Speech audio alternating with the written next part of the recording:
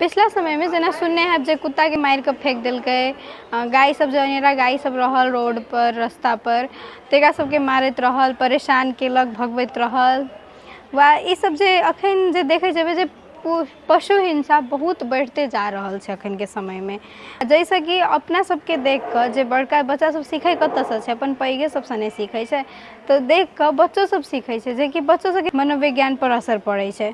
जे कि बच्चा सबके देखबै जे ओकरो सब पर नकारात्मक असर पड़ै छै, ओहो सब उ देखै छै, सीखै छै। जे रास्ता पेरे जे कुत्ता सब दौड़ैत रहल, जे अनेरा कुत्ता सब रहल, गाय सब रहल, जे पशु किछु रहल ओकरा सबके मारैत, जे रास्ता पर जे कुत्ता सब दौड़ैत रहल ओकरा सबके मारैत रहल, परेशान केलक, वा किछो सामाने फेंक कऽ, किछो ढेपा सेपा फेंक कऽ मारलक, दौड़ेलक, बहुतो रंगके ओ सब तऽ हिंसामे पड़ै छै ने। आ खाना पीना नहीं देलक, बहुतो एहन जे पशु हिंसा सब होइ छै, जे अबोध प्राणी छै ओकरा बच्चा सबके सिखाबऽके चाही। जो अबोध प्राणी छै ओकरो किछु सम्मान छै, ओकरो अस्तित्व छै, ओकरा अपन ओकरो दोसरके अस्तित्वके सम्मान करऽके सिखाबऽके चाही बच्चो सबके, जे इहो सब हिंसा होइ छै।